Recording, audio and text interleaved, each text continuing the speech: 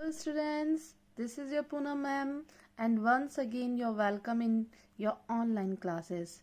Today we are going to start our Knowledge World book of class 4th.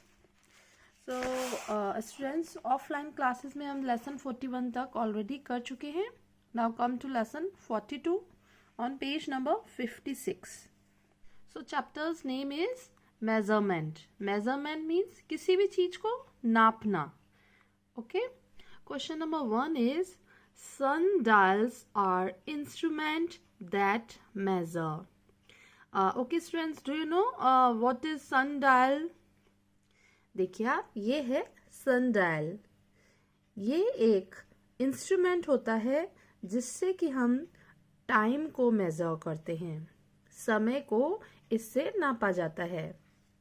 आप देखिए आपके पास 3 options हैं इसके, टेम्परेचर, टाइम और डिस्टेंस. तो मैंने आपको बताया कि सन डायल इंस्ट्रूमेंट से टाइम को मेजर किया जाता है, कितना टाइम हुआ है वो हम इससे जान सकते हैं. So right answer is B. Okay, question number 2, this is very easy. A leap year has, leap year में कितने डेज होते हैं? Yes, 366 days. So right answer is C. C पे राइट टिक कीजिए. Question number 3 is the distance from the earth to the moon. इस question में आपको बताना है कि अर्थ से लेके मून तक कितना डिस्टेंस है, कितनी दूरी है. So answer is 3,84,400 kilometre. जानते हैं आप लोग? नहीं जानते? ओके, अब जान गए. टिक कीजिए ए पे. Question number 4, the use of pendulums to accurately measure time was discovered by. Question 4 में आपसे पूछा है कि pendulums, इनसे accurate टाइम को नापना ये किसने डिस्कवर किया था? तो right answer is Galileo Galilei. You can see, यहाँ पे आपको उनकी पिक्चर भी दी है, गैलीलियो गैलीली की. इन्होंने पेंडुलम से कैसे एक्यूरेट टाइम नापा जाता है वो डिस्कवर किया था. Okay, question number 5 is a millennium is a period of. आपको बताना है कि मिलेनियम में कितना पीरियड होता है, कितने वर्ष आते हैं. तो स्टूडेंट्स मैं आपको बता दूं, मिलेनियम में 1000 ईयर्स आते हैं. 1000 साल का जो पीरियड होता है, जो अवधि होती है, उसे हम मिलेनियम कहते हैं. ओके, सो सी पे टिक कीजिए आप. Now question number 6 is if you are reading about the Richter scale you are most probably reading about. Question number 6 में आपसे पूछा है कि अगर आप रिक्टर स्केल के बारे में पढ़ रहे हैं तो आप किसके बारे में पढ़ रहे होंगे? यस, रिक्टर स्केल को यूज किया जाता है अर्थक्वेक को नापने के लिए. जो अर्थक्वेक की गति होती है उसको नापने के लिए रिक्टर स्केल का यूज किया जाता है. सो आप सी पर टिक करेंगे, an earthquake. Okay, question number 7 is the circumference of the earth around the equator is.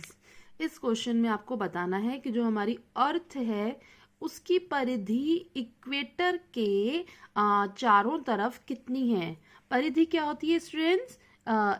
Circumference, ये जो सर्किल होता है, इसकी ये जो चारों तरफ की ये होती है, इसे हम बोलते हैं परिधि या circumference.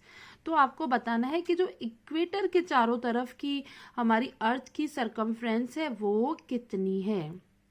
So right answer is 40,075 kilometres. ठीक है.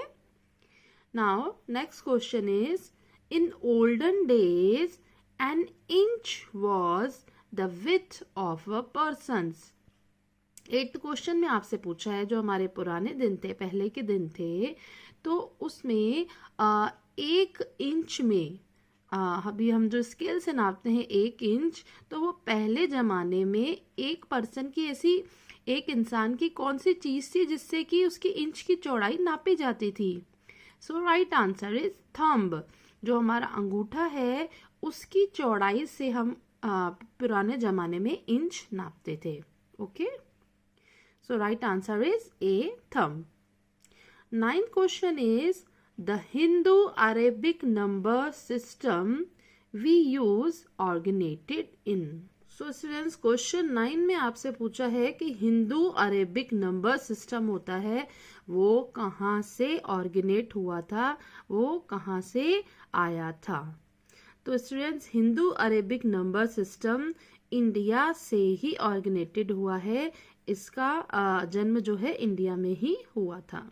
Okay, now question number 10. A jiffy is sometimes used as an actual unit of time which equals. Students, question 10 में आपसे पूछा है कि पहले मैं आपको बता दूं जिफी क्या होता है. जिफी एक छोटा सा क्षण, छोटा सा पल जो कि सेकंड से भी बहुत छोटा होता है, उसको जिफी बोलते हैं. तो कई बार जिफी को actual unit of time, actual time को नापने के लिए यूज किया जाता है जिफी वर्ड. तो ये किसके बराबर होता है आपको ये बताना है इस क्वेश्चन में. So right answer is B, 1/100th of a second. Students, 10th का राइट आंसर है 1/100th ऑफ अ सेकेंड. एक सेकेंड का 100वां भाग, वो कहलाता है jiffy. Okay, now question number 11. If you are reading measurement in degrees Celsius you are using. इसमें आपसे पूछा है कि अगर आप डिग्री सेल्सियस के बारे में किसी चीज को नाप रहे हैं, नाप के पढ़ रहे हैं, तो आप क्या चीज यूज कर रहे हैं. अब आपको इन तीनों ऑप्शंस में से बताना है. तो इन तीनों ऑप्शंस में से थर्मोमीटर को हम जो उसको नापते हैं, जो उसको मेजर करते हैं, तो वो है degree Celsius. So right answer is B, thermometer. Okay, now question number 12. A span is.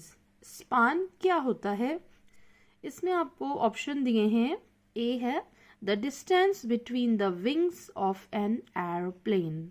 किसी एरोप्लेन के जो दो विंग्स होते हैं, दो पंख होते हैं, उसके बीच की दूरी को कहते हैं. सेकेंड ऑप्शन है आपके पास the length of time for which something last. समय की वह अवधि जो बीत चुकी है पहले, तो उसे हम स्पान कहते हैं. So right answer is both of the above. इन दोनों को ही हम स्पान कहते हैं. मीन्स एरोप्लेन के विंग्स के बीच की दूरी और जो अवधि होती है, टाइम पीरियड होता है, उसे भी हम स्पान ही कहते हैं. सो आप सी पे राइट टिक कीजिए, both of the above. Now question number 13 is the countries that do not use the metric system are. Question number 13 में आपको बताना है कि ऐसी कौन सी कंट्रीज हैं जो मैट्रिक सिस्टम को यूज में नहीं लेती हैं. मैट्रिक सिस्टम मींस जो डेसिमल यूज करते हैं हम मेजर करने के लिए, दशमलव प्रणाली जिसे हम कहते हैं, वो कौन सी कंट्रीज में यूज नहीं ली जाती है. So answer is A, the USA, Liberia and Myanmar. Okay, A पे टिक करेंगे आप. So students, this lesson was completed. Do in your books and notebooks. Okay, have a nice day.